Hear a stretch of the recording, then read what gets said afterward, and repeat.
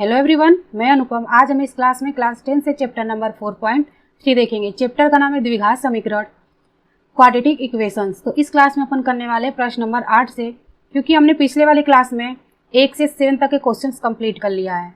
ठीक है, तो प्रश्न नंबर 8 देखिए। प्रश्न में क्या दिया है कि एक रेलगाड़ी एक समान चाल से 360 किलोमीटर की दूरी तय करती है। यदि यह चाल 5 किलोमीटर अधिक होती तो वह उसी यात्रा में 1 घंटा कम समय लेता। रेलगाड़ी की चाल ज्ञात कीजिए। तो आपको हम कहते हैं कि कभी भी आपको न्यूमेरिकल क्वेश्चन दे तो जो आपसे पूछता है आप क्या करो, उसी को मान लो। जैसे कि इसमें आपको दिया है कि रेलगाड़ी की चाल ज्ञात कीजिए, आप रेलगाड़ी की चाल मान लो। यहाँ पे हल करेंगे, यहाँ पे लिखेंगे कि माना रेलगाड़ी की चाल x किलोमीटर पर आवर है। ठीक है, अब यहाँ पे देखिए प्रश्न में कहा है कि एक रेलगाड़ी एक समान चाल से 360 किलोमीटर की दूरी तय करती है। तो आपको दिया है दूरी, यहाँ पे लिखेंगे कि दिया है दूरी, आपको दिया है कितना, 360 किलोमीटर। ठीक है, तो आप फार्मूला पढ़े होंगे, चाल बराबर क्या होता है, दूरी बटा समय। तो यहाँ पे समय बराबर क्या आ जाएगा, समय बराबर आ जाएगा दूरी बटा चाल। ठीक है ना, ये फार्मूला आपको पता होगा, छोटे क्लास से आप पढ़ते हुए आ रहे हो। तो दूरी आपकी कितनी है, 360 किलोमीटर है, और चाल आपने क्या माना, x किलोमीटर पर आवर। तो किलोमीटर से किलोमीटर कट जाएगा, ये आपका हो जाएगा 360, और ये x और ये हो जाएगा, यूनिट क्या आएगी, आवर में आएगी। ये समय आपको मिल गया। ठीक है, अब आगे का क्वेश्चन पढ़ते हैं। यदि यह चाल 5 किलोमीटर पर आवर अधिक होती, यानी कि जो चाल आपने माना है इसको कह रहा है कि यदि यह चाल 5 किलोमीटर पर आवर अधिक होती, तो यहाँ पे आप लिखो कि चाल बराबर आपने चाल को क्या माना, x माना है। तो अब 5 किलोमीटर पर आवर अधिक का कह रहा है, तो इसमें क्या करोगे, आप 5 ऐड कर दोगे और ये किलोमीटर पर आवर हो गया। ठीक है, अब इसके अकॉर्डिंग हमारा समय क्या हो जाएगा, तो यहाँ पे लिखेंगे कि समय बराबर, फार्मूला हमारा वही रहेगा, दूरी बटा चाल। और दूरी तो आपको दे दिया 360 किलोमीटर, और चाल हम ये वाला लिखेंगे। ठीक है ना, ये x + 5, यूनिट आपकी आवर में आएगी, किलोमीटर से किलोमीटर कट जाएगा तो आवर आपकी मिल जाएगी। ठीक है, ये तो आपका कंडीशन रहा। एक कंडीशन और दिया प्रश्न में कि तो वह उसी यात्रा में 1 घंटा कम समय लेता है, यानी कि जो रेलगाड़ी जो यात्रा की है इसमें 1 घंटा कम समय लेती है। यहाँ पे लिखेंगे कि प्रश्नानुसार, यानी कि प्रश्न के अनुसार। तो यहाँ पे लिखेंगे कि यात्रा का समय इक्वल टू, यहाँ पे क्या कर रहा है कि तो वह उसी यात्रा में, ठीक है, यानी कि पूर्व की जो यात्रा, यानी कि पहले की जो यात्रा रेलगाड़ी की है उसी में कह रहा है। ठीक है ना, तो यहाँ पे लिखेंगे कि पूर्व समय, और इसमें कह रहा है कि 1 घंटा कम समय लेती, तो -1 कर देंगे। ठीक है, यात्रा का समय हम ये लिखेंगे 360 अपॉन x + 5, और पूर्व समय हमारा क्या है, 360 अपॉन x हमने मान के किया था यहाँ पे। ठीक है ना, तो रखते हैं, इससे इधर करेंगे, यहाँ पे लिखेंगे यात्रा का समय कितना है, 360 अपॉन x + 5, 360 अपॉन x + 5। ठीक है, इक्वल टू पूर्व समय कितना है, 360 अपॉन x, और ये -1। अपन क्या करेंगे, 360 अपॉन x को लेफ्ट साइड लेके आएंगे, राइट साइड से। ये 360 x + 5 माइनस आ जाएगा 360 अपॉन x, क्योंकि इस साइड किस में है, प्लस में है। ठीक है, अब इसमें से क्या करेंगे अपन कि 360 कॉमन कर लेते हैं। यहाँ से 360 कॉमन करेंगे क्योंकि दोनों में मिल रहा है। और क्यों करेंगे 360, क्योंकि कैलकुलेशन हमारा जो आगे करेंगे उसमें हमें आसानी मिलेगा। ठीक है ना, तो यहाँ पे आ जाएगा 1, ये x + 5 और ये -1 अपॉन x, इक्वल टू ये -1 है। इसको सोल्व करिए, ये 360, इसको सोल्व करोगे, एलसीएम लोगे तो x और ये x + 5 क्रॉस मल्टीप्लाई कर दो, यहाँ पे बड़ा कोष्टक रखेंगे। ठीक है ना, क्योंकि बीच में छोटा कोष्टक हमारा है, तो क्रॉस मल्टीप्लाई कर देंगे तो x और ये -x - 5 हो जाएगा, इक्वल टू -1। इसका इसमें किया, ये x और 1 का इसमें करेंगे, ये क्या आ जाएगा x, और ये माइनस प्लस क्या आ जाएगा -5 हो जाएगा। ठीक है, ये प्लस माइनस कैंसिल हो जाएगा। यहाँ पे क्या मिलेगा 360 और कोष्टक में -5, इसको अभी बड़ा कोष्टक लिखते हैं, और ये x और ये x + 5 इक्वल टू -1। अब 360 का 5 में मल्टीप्लाई कर दोगे आप तो क्या मिलेगा 1800 मिल जाएगा। ठीक है, और वो भी किस में माइनस में। 5 का 360 में मल्टीप्लाई करोगे 1800, और यहाँ पे माइनस है तो माइनस, और नीचे देखिए इसका इसमें मल्टीप्लाई कर देंगे, x का x में करोगे x² प्लस x का 5 में करो, x का 5 में करोगे तो क्या मिलेगा 5x, और इधर क्या है -1 है। अब ये जो हर का जो भी वैल्यू है उसको आप राइट साइड लेके जाओ तो क्या मिलेगा, इधर ये माइनस है 1800 इक्वल टू ये माइनस है -1 का, जब इसको आप इस साइड लेके जाओगे तो -1 × x² + 5x होगा। इधर ले जाओगे तो यानी -1 का इसमें मल्टीप्लाई करोगे, ये -x² हो जाएगा और ये -5x हो जाएगा। इतना है समझ में। अब आगे देखिए मिल गया। अब क्या करेंगे, इसको हम पक्षांतर कर देते हैं। ठीक है ना, सबको एक साइड लेके आते हैं। ये हमारा इधर किस में है माइनस में, इधर इस साइड लेके आओगे तो किस में आ जाएगा प्लस में। इसको भी आप इस साइड लेके आओ, किस में आएगा माइनस में था तो ये भी प्लस में हो जाएगा। ये माइनस, ये तो इसी साइड है तो ये इसी साइड रहेगा, इक्वल टू हो गया हमारा 0। अब हमें मिल गया द्विघात समीकरण। जब द्विघात समीकरण आपको मिल गया तो यहाँ पे आपको रखना है द्विघातीय सूत्र यानी कि श्रीधराचार्य सूत्र। तो सबसे पहले आप व्यापक समीकरण से तुलना करके ए बी सी का मान निकालो। अगर व्यापक समीकरण से तुलना करते डायरेक्ट करते हैं तो ए का मान कितना आएगा 1, x² का गुणांक 1, बी का गुणांक x का गुणांक b होता है तो x का गुणांक यहाँ पे क्या है 5, और c कितना आ जाएगा -1800 आ जाएगा। इतना तो आपको पता है, पिछले क्लास से अपन करते हुए आ रहे हैं। अब द्विघातीय सूत्र रख दो। ठीक है ना, क्योंकि हमें यूज करना है एक्सरसाइज 4.3 में द्विघातीय सूत्र, जिसे हम श्रीधराचार्य सूत्र भी कहते हैं। क्या होता है x = -b + √b² - 4ac/2a। अब a b c की वैल्यू इस फार्मूले में पुट कर दीजिए तो x का मान मिल जाएगा आपको। b कितना है 5 है, ये प्लस माइनस ये अंडर b कितना 5, ये 5 का स्क्वायर - 4a कितना 1 और c कितना है -1800 है अपॉन में 2a। a हमारा कितना है 1 है। ठीक है, इधर नहीं दिख रहा, इस साइड करते हैं, यहां से इस साइड। ठीक है ना, x बराबर क्या आ जाएगा -5 ± √5 का स्क्वायर कितना हो जाएगा 25, 5 का स्क्वायर 25, ये माइनस और माइनस यहाँ पे क्या आ जाएगा प्लस हो जाएगा। ठीक है, 4 का 1 में करोगे 4 एकम में 4 और 4 का 1800 में कर दो, कितना आ जाएगा 4 का 1800 में करोगे आप तो कितना आ जाएगा 7200। ठीक है ना, ये 7200 और अपॉन में कितना 2 एकम में 2 है।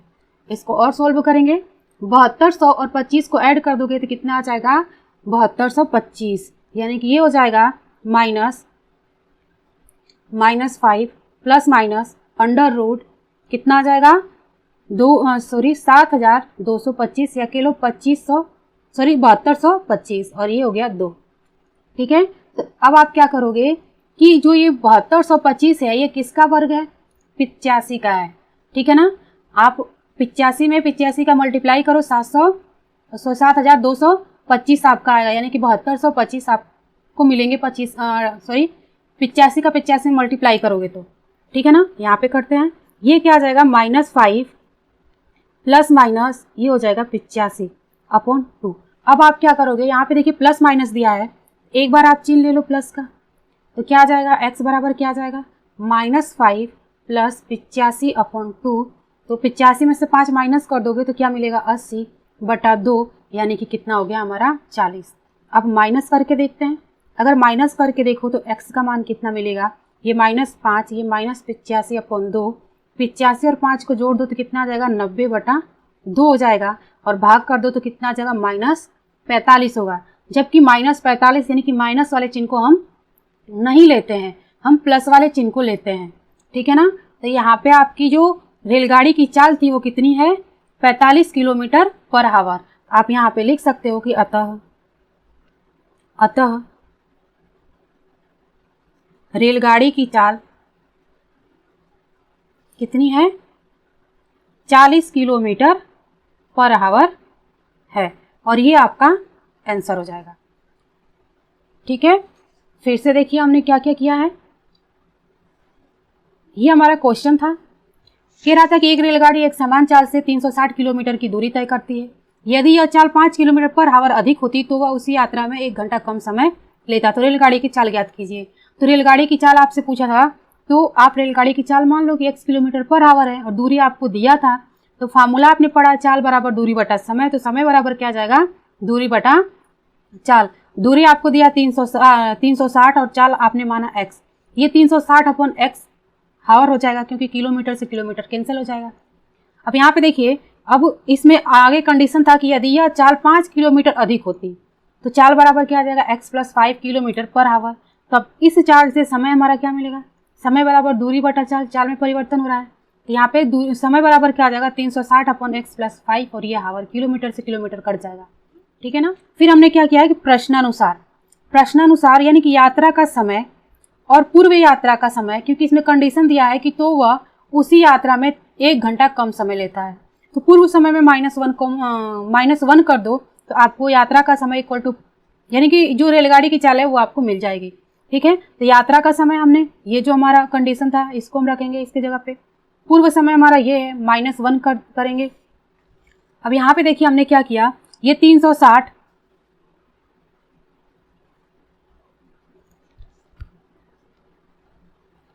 और यहाँ पे देखिए हमने क्या किया, ये हमारा 360 x + 5 equal to 360 upon x - 1 था। 360 को हमने इस साइड लेके आया, इधर प्लस में था तो इस साइड माइनस में हो गया।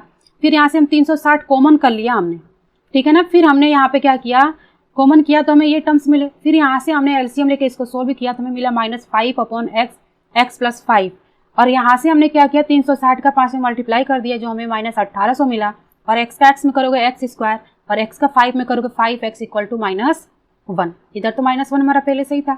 फिर हमने क्या किया कि जो ये हमारा x² - 5x है, इधर किसमें है, भगे में है, और इस साइड जाएगा तो किसमें आ जाएगा, गुणे में। यानी कि -1 का x² + 5x में मल्टीप्लाई करोगे तो आपको ये टर्म्स मिलेंगे। हमने सबको एक साइड लेके आया। ठीक है। फिर यहाँ पे हमने व्यापक समीकरण से तुलना करके ABC का मान निकाला। फिर सीधी धारा 4 या कह लो द्विघातीय सूत्र पे ये रख करके हमने इसको सोल्व किया। तो यहाँ पे देखिए लास्ट में हमारा क्या मिला है, x इक्वल टू हमें ये टर्म्स मिले हैं 25 और 7200 को हमने ऐड किया तो 7225 मिला। और 7225 किसका वर्ग है, 85 का है। ये अंडर रूट के बाहर आ जाएगा। फिर एक बार हमने जोड़ दिया तो 40 मिला और घटा दिया तो हमें -45 मिला, जो कि हमें माइनस का टर्म्स नहीं लेते हैं, हम प्लस का टर्म्स लेते हैं। अतः तब लिखेंगे कि अतः रेलगाड़ी की चाल 40 किलोमीटर पर आवर है। ये आपका आंसर होगा।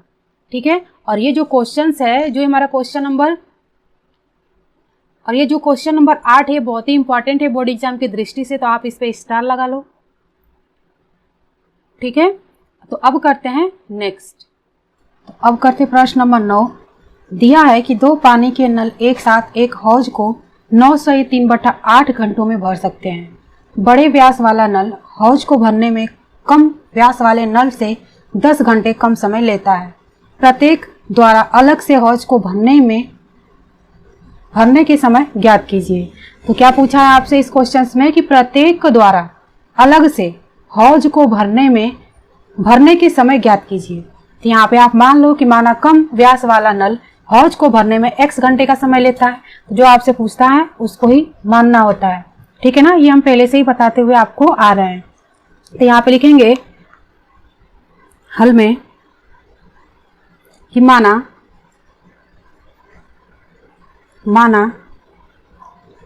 कम व्यास वाले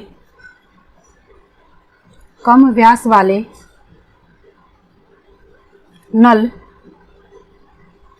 हौज को भरने में x घंटे, थोड़ा ब्लर हो रहा था। यहाँ पे देखिए माने है कि माना कम व्यास वाले नल हौज को भरने में x घंटे का समय लेता है। x घंटे का समय लेता है। फिर आगे क्या कह रहा है क्वेश्चंस में, कि बड़े व्यास वाला नल हौज को भरने में कम व्यास वाले नल से 10 घंटे कम समय लेता है। तो इसको आप क्या लिखोगे कि अतः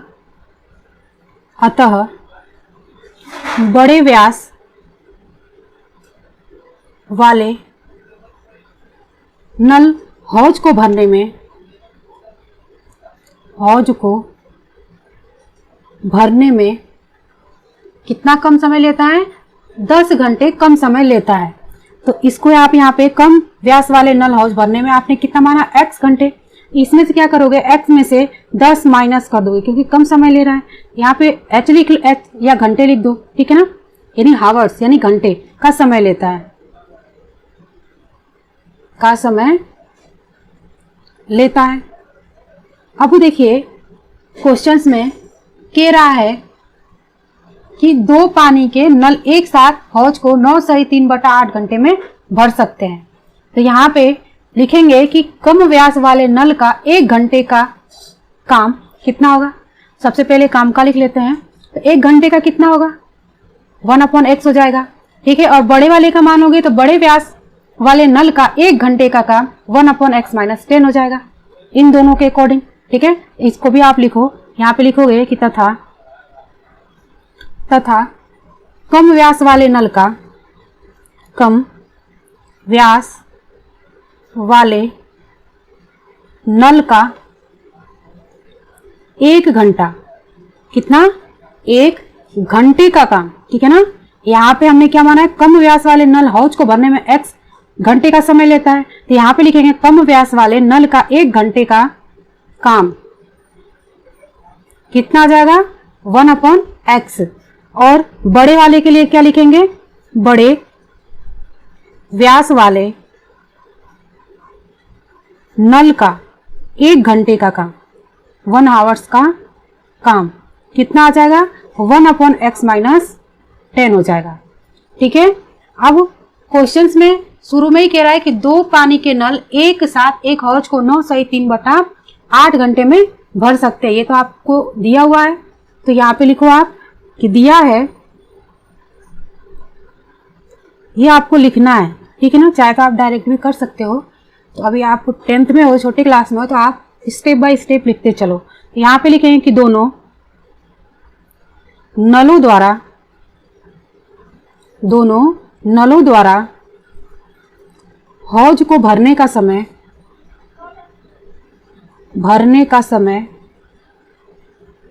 कितना दिया है? 9 सही 3/8 घंटे, यानी कि 8 का 9 में मल्टीप्लाई कर दो, 8 9 72 और 3 जोड़ दो, कितना जाएगा? 75/8 हावर्स, ठीक है।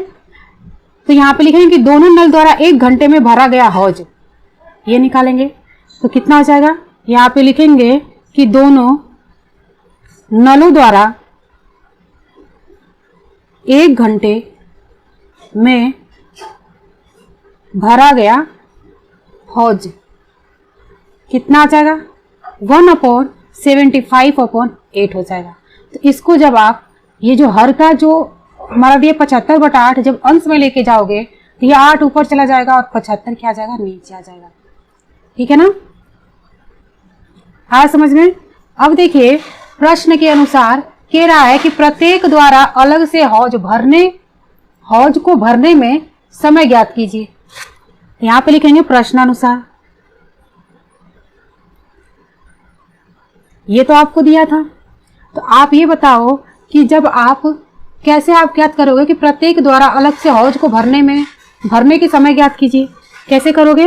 तो क्या करोगे आप? इसको और इसको ऐड करोगे, यानी सॉरी इसको और इसको क्या कर दोगे? ऐड कर दोगे, यानी 1/x + 1/x - 10 = 8/75 करोगे तो आपको मिल जाएंगे प्रत्येक द्वारा अलग से हौज को भरने के समय, ठीक है ना। यानी कि हौज को भरने का समय आपको मिल जाएगा, ठीक है ना, प्रत्येक का। तो यहाँ पे लिखेंगे प्रश्नानुसार 1/x + 1/x - 10 = 8/75। अब इसको क्या करो आप? एलसीएम ले लो, तो क्या आ जाएंगे? x और ये x - 10 क्रॉस मल्टीप्लाई कर दोगे तो x - 10 + x हो जाएगा और इधर 8/75 हो जाएगा, ठीक है ना। यहाँ पे देखिए ये हमारा x ये भी प्लस में और ये भी प्लस में है, तो कितना आ जाएगा? 2x हो जाएगा। क्या हो जाएगा? 2x और ये -10 और अपॉन में क्या है?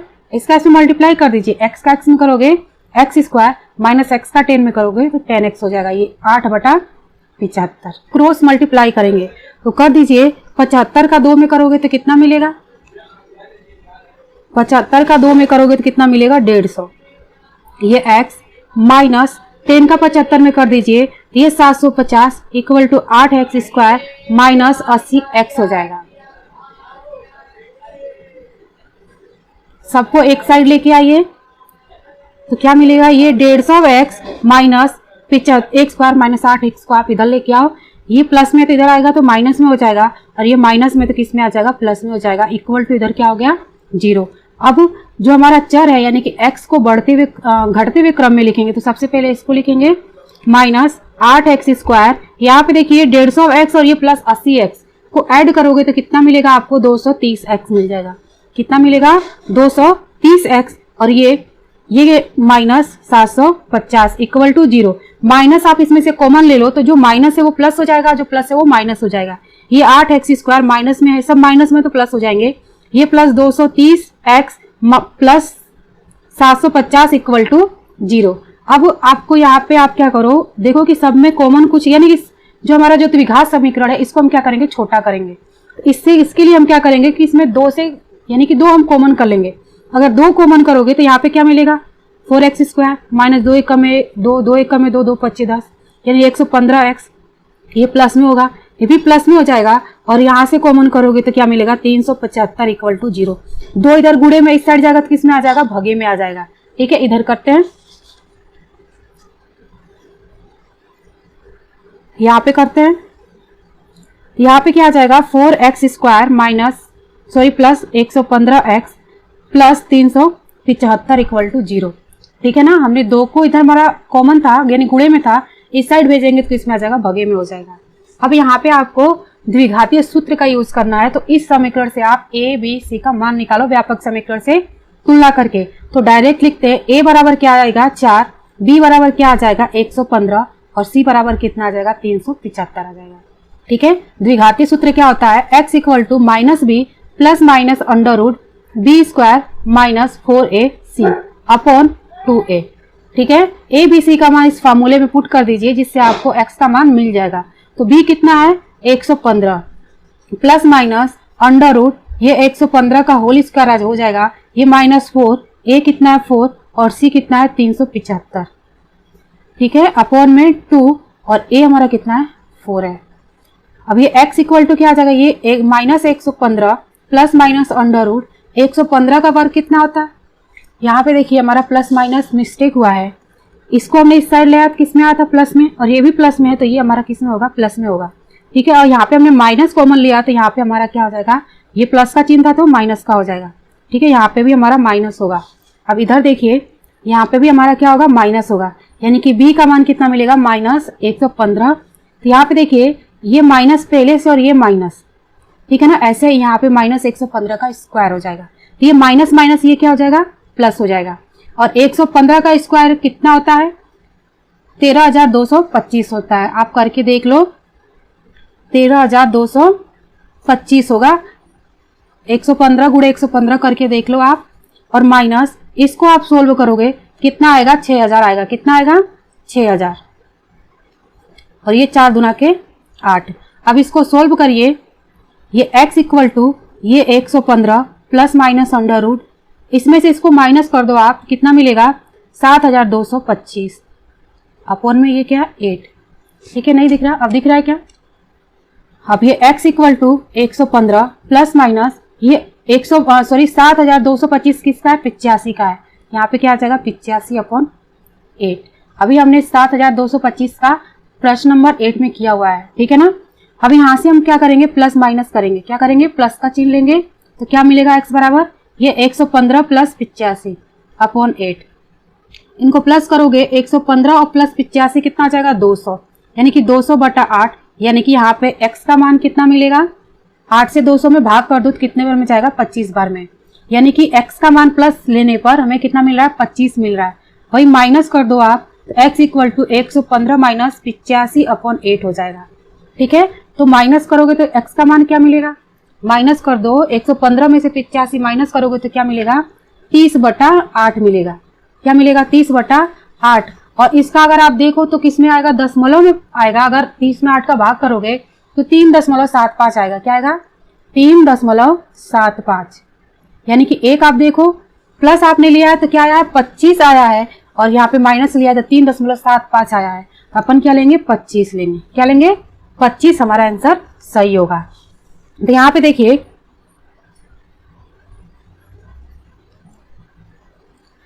देखिए आपने क्या माना है कि माना कम व्यास वाले नल हौज को भरने में x घंटे का समय लेते हैं। तो x का मान आपका कितना है 25 आया, यानी कि 25 घंटे का समय लेते हैं। ठीक है, अगर आप इसका निकाल दो कि बड़े व्यास वाले नल हौज को भरने में x माइनस 10 घंटे का समय लेते हैं, यानी कि 25 में से 10 माइनस कर दोगे, आपका बड़े व्यास वाले नल हौज को भरने में जो समय लेंगे वो उनका निकल जाएगा। तो 25 में से 10 माइनस करोगे तो कितना आ जाएगा 15। और ये तो हमें सब मिला जुला के इस क्वेश्चन का हमें x का मान निकालना था। ठीक है ना, x का मान निकालना आपको सीखना था, वो भी किससे, द्विघातीय सूत्र से या केवल श्रीधराचार्य सूत्र से। ये रहा हमारा प्रश्न नंबर 9। अब करते हैं प्रश्न नंबर 10। प्रश्न दिया है कि मैसूर और बेंगलोर के बीच के 132 किलोमीटर यात्रा करने में एक एक्सप्रेस रेलगाड़ी सवारी गाड़ी से 1 घंटा कम समय लेती है। मध्य के स्टेशनों पर ठहरने का समय का ध्यान न लिया जाए यदि एक्सप्रेस रेलगाड़ी की औसत चाल सवारी रेलगाड़ी की औसत चाल से 11 किलोमीटर पर आवर अधिक हो तो दोनों रेलगाड़ियों की औसत चाल ज्ञात कीजिए। आपको हम पहले ही कहते हैं कि जो आपसे पूछता है आप उसको मान लो। यहाँ पे देखिए दोनों रेलगाड़ियों की औसत चाल आपसे पूछा है, बट कंडीशन देखिए दिया है कि यदि एक्सप्रेस रेलगाड़ी की औसत चाल सवारी रेलगाड़ी की औसत चाल से 11 किलोमीटर पर आवर अधिक हो तो सवारी गाड़ी से कह रहा है ना, सवारी गाड़ी की औसत चाल से 11 किलोमीटर पर आवर अधिक हो। कौन, एक्सप्रेस रेलगाड़ी की औसत चाल। तो आप यहाँ पे दोनों आपसे पूछा है, दोनों रेलगाड़ियों की चाल पूछा है। तो आप यहाँ पे क्या करोगे, सबसे पहले सवारी गाड़ी के लिए मान लो कि माना सवारी गाड़ी की औसत चाल x किलोमीटर पर आवर है। ठीक है, यहाँ पे देखिए हमने लिख दिया कि माना सवारी गाड़ी की औसत चाल x किलोमीटर पर आवर है तथा एक्सप्रेस गाड़ी की औसत चाल सवारी गाड़ी से 11 किलोमीटर पर आवर अधिक चल रही है, तो ऐड कर दीजिए। ठीक है ना। अब दूरी आपको दिया है तो यहाँ पे लिखेंगे कि दिया है, दूरी आपको क्या दिया है, दूरी दे दिया है 132 किलोमीटर। और चाल बराबर क्या होता है, दूरी बटा समय। यहाँ पे लिखेंगे या समय बराबर लिख लो। ठीक है, ये आपको पता है कि चाल बराबर क्या होता है, दूरी बटा समय। चाल आपको पता है, दूरी भी पता है, तो समय आपको निकालना। तो यहाँ पे लिखेंगे कि समय बराबर दूरी बटा चाल। और दूरी आपकी कितनी है, दूरी कितनी है 132 किलोमीटर, और चाल आपने क्या माना है, x माना था, ये सवारी गाड़ी की। ठीक है ना। बट नीचे देखिए कंडीशन प्रश्नानुसार में क्या करेंगे, प्रश्नानुसार। फिर से क्वेश्चंस को पढ़िए। दिया है कि मैसूर और बेंगलोर के बीच के, इन दोनों के बीच का डिस्टेंस आपको दूरी दिया 132 किलोमीटर। यात्रा करने में एक एक्सप्रेस गाड़ी रेलगाड़ी और सवारी गाड़ी से 1 घंटा कम समय लेता है। ये आपका कंडीशन है। ठीक है। और जो कंडीशन अभी था कि इसके बाद का है कि यदि एक्सप्रेस रेलगाड़ी की औसत चाल सवारी गाड़ी की औसत चाल से 11 किलोमीटर पर आवर अधिक हो, ये हमने अभी यहाँ पे कर लिया है। तो प्रश्नानुसार में आप क्या लिखोगे कि इस साइड लिखो कि एक्सप्रेस रेलगाड़ी द्वारा लिया गया समय इक्वल टू सवारी गाड़ी द्वारा लिया गया समय -1, क्योंकि क्वेश्चंस में दिया है कि मैसूर और बेंगलोर के बीच का डिस्टेंस तो दे दिया है। फिर इसके आगे करें कि एक एक्सप्रेस रेलगाड़ी सवारी गाड़ी से 1 घंटा कम समय लेती है। यहाँ पे आप लिखो कि एक्सप्रेस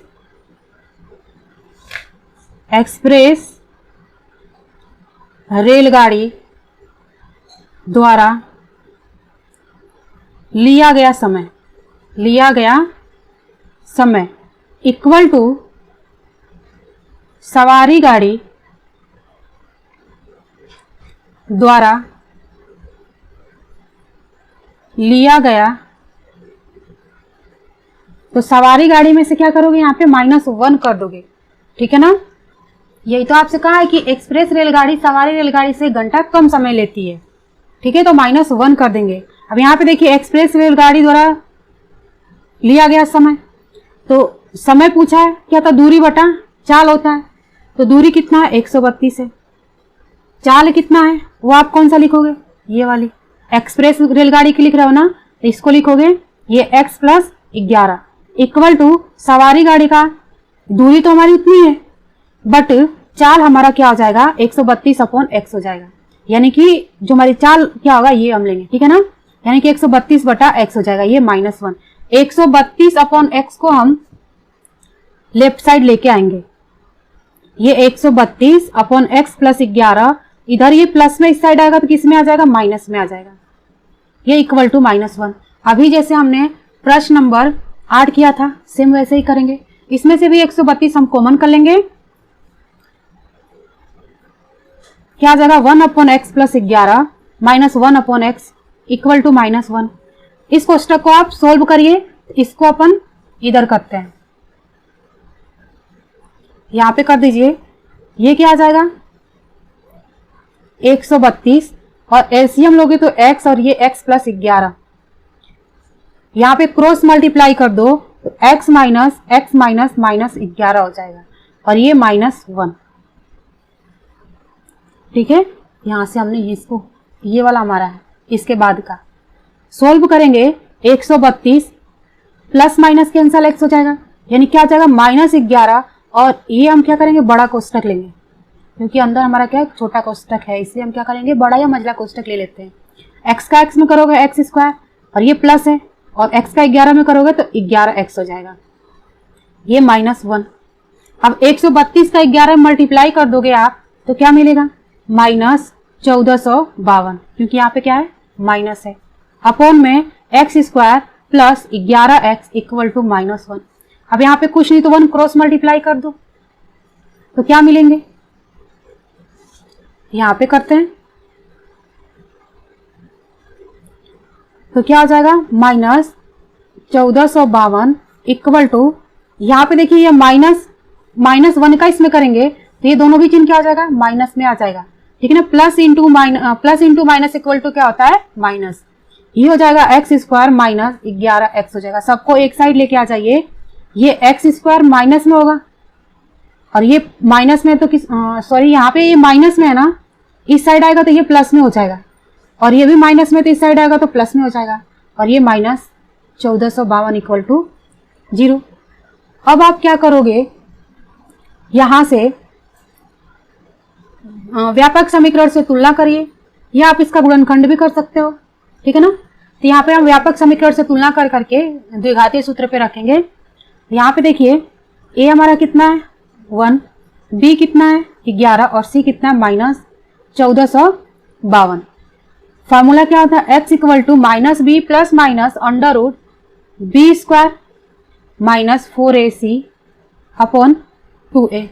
अब a b c का मान इसमें रखेंगे जो अपन इधर करेंगे, ठीक है।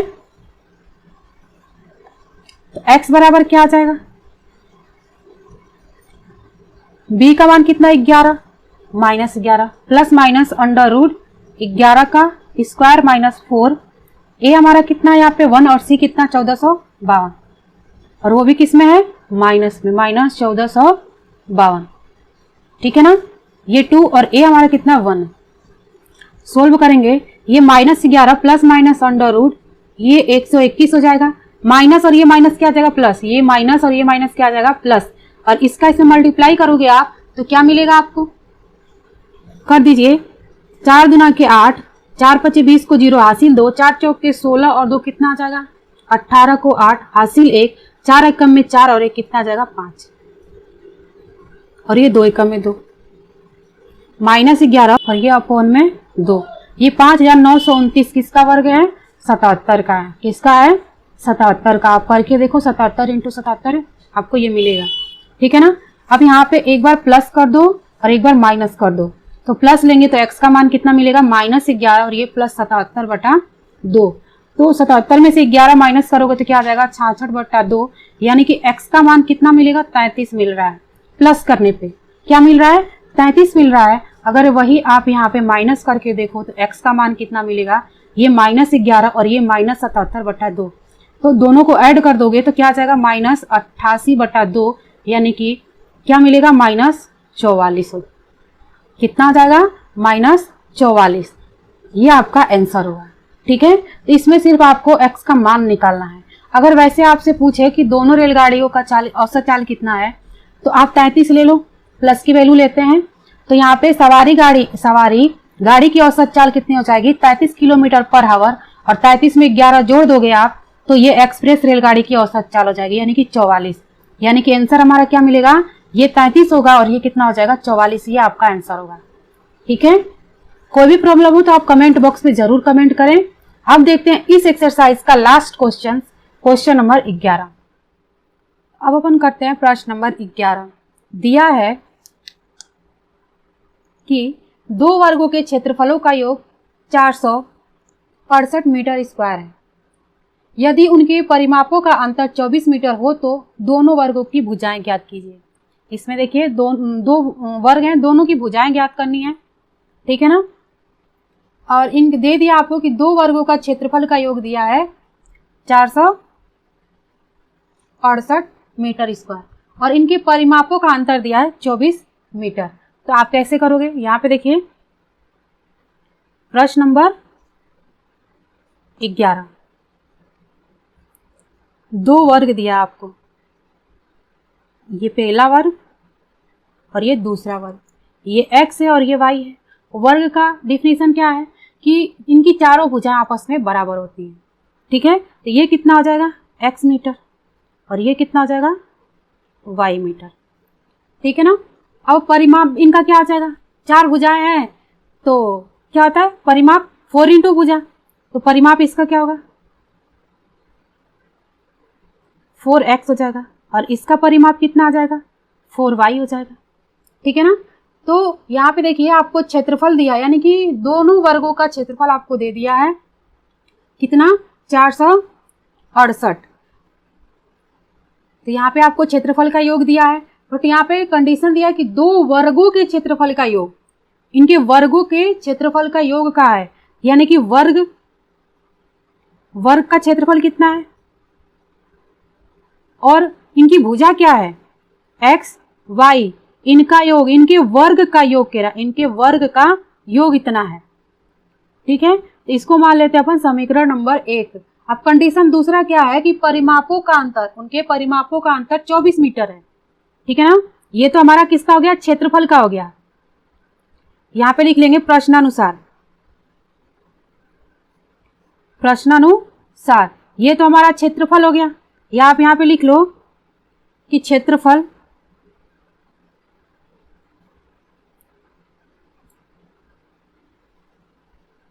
या ऐसे लिख लो कि दो वर्गों के क्षेत्रफल का योग। ठीक है ना। यहाँ पे आप लिख लो दो वर्गों के क्षेत्रफल का योग कितना है, ये दो वर्ग, यानी कि दो हमारे ये वर्ग हैं, इनके वर्गों का योग इतना है। ये पहला कंडीशन।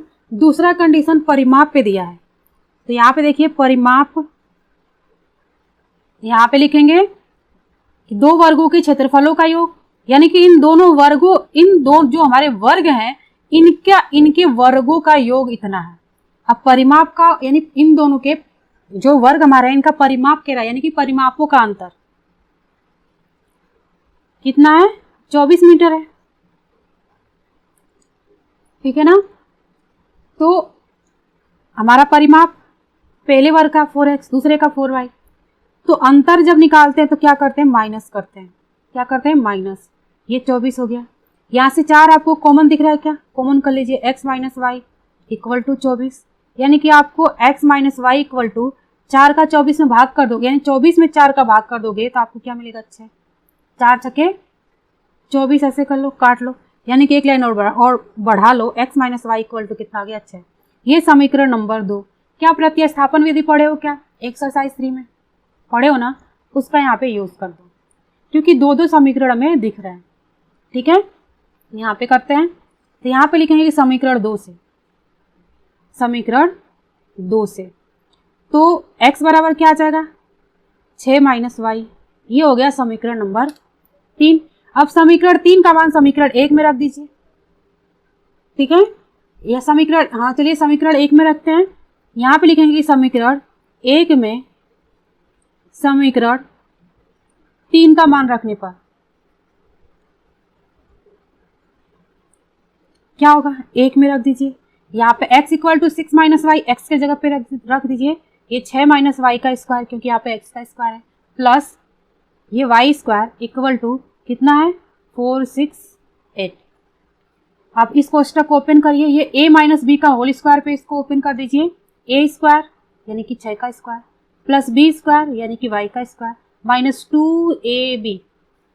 ठीक है ना, फॉर्मूला याद है आपको, a प्लस बी का होल स्क्वायर क्या होता है, a square plus b square minus 2ab। ये 6 का स्क्वायर कितना हो जाएगा 36, ये प्लस वाई स्क्वायर माइनस 6 दूना के 12, ये y हो जाएगा।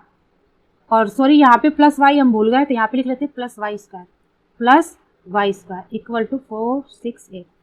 यहाँ पे देखिए इसको सोल्व करते हैं, सबको एक साइड लेके आ जाइए। ये y square 2y square minus 12y, ये प्लस 36 और इसको भी इस साइड लेके आओगे तो आप कितना किस में आएगा, माइनस में आ जाएगा। अब माइनस कर दो, या आप क्या करो 36 को भी इस साइड लेके चले जाओ। ठीक है ना, प्रतिस्थापन विधि यूज कर रहे हैं ना, तो ये क्या हो जाएगा, ये माइनस 36 हो जाएगा और ये प्लस 468 हो जाएगा। अब इसको सोल्व करो, ये 2y स्क्वायर माइनस 12y और इसमें से इसको माइनस कर दोगे आप तो कितना मिलेगा, 432 हो जाएगा आपका। यहाँ से आपको 2 कॉमन दिख रहा है क्या, 2 कॉमन कर लो तो ये वाई स्क्वायर माइनस ये 6 वाई हो जाएगा, क्योंकि 6 दूना के 12 और जो 2 है इधर गुणे में होगा तो इधर किस में आ जाएगा, भगे में आ जाएगा। भाग कर दो, एक स्टेप हमने हटा दिया है, कॉमन लिया है यहाँ से। ठीक है ना, ये y square minus 6y equal to 2 दूना के 4, 2 एक में 2, 2 छके 12 यानी कि 216। अब सबको एक साइड लेके आओ, ये y square minus 6y minus 216 equal to 0। अब यहाँ पे आप क्या करोगे, गुणनखंड कर दो, या द्विघातीय सूत्र लगा दो या श्रीधराचार्य सूत्र लगा दो। ठीक है ना, अपन यहाँ पे क्या करते हैं, गुणनखंड कर लेते हैं। तो गुणनखंड करने का रूल क्या है कि जो पहला टर्म यानी वाई स्क्वायर का गुणांक कितना 1, जो पहला टर्म है इसके गुणांक से और थर्ड वाले टर्म में क्या करते हैं, मल्टीप्लाई करते हैं। वाई स्क्वायर का गुणांक कितना 1, यानी कि 1 का 216 मल्टीप्लाई करेंगे तो कितना आएगा 216। 216 को ऐसे 2 पार्ट्स में डिवाइड करना है कि गुणा करने पे तो 216 है, बट जोड़ने घटाने पे क्या आना चाहिए, हमें 6 मिलना चाहिए। क्या मिलना चाहिए, 6 मिलना चाहिए।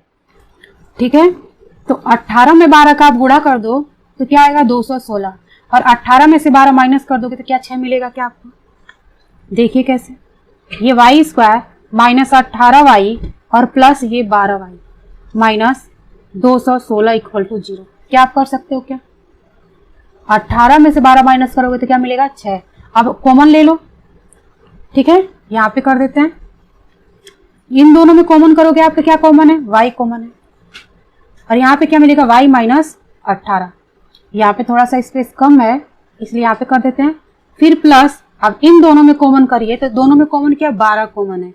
ये y 12 का 18 में गुणा करोगे तो 216 आएगा, यानी कि यहाँ पे आ जाएगा माइनस 18 इक्वल टू 0। ठीक है, अब इन दोनों में कॉमन करिए तो क्या y माइनस 18 है और जो कोष्टक के बाहर है उसको अलग कोष्टक में लिख दीजिए इक्वल टू 0।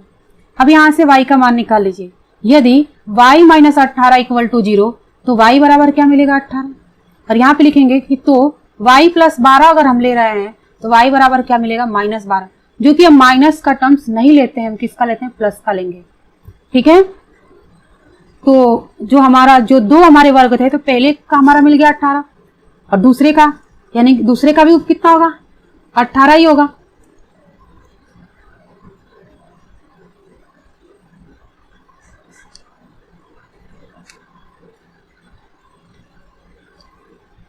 तो y इक्वल टू कितना मिल गया, हमें 18 मिल गया। तो हम प्लस का चिन्ह लेंगे, माइनस का नहीं लेंगे। अब देखिए यहाँ पे हमें y का मान मिला है, अभी बस हमें x का मान चाहिए। तो x के मान के लिए आप इस y का मान समीकरण 3 में रख दीजिए। यहाँ पे कर लेते हैं, यहाँ पे लिखेंगे कि समीकरण 3 में y का मान रखने पर, y का मान रखने पर रख दीजिए, क्या मिलेगा, इसमें रख दीजिए x इक्वल टू 6 माइनस 8, तो x बराबर क्या मिल जाएगा -2। ये होगा आपका आंसर। आ गया समझ में।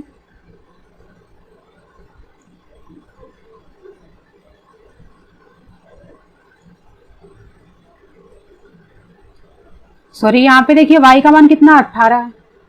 तो अब यहाँ पे देखिए 18 में से 6 माइनस करोगे तो कितना आएगा, 12, यानी कि -12x का मान आएगा। ये आपका होगा आंसर।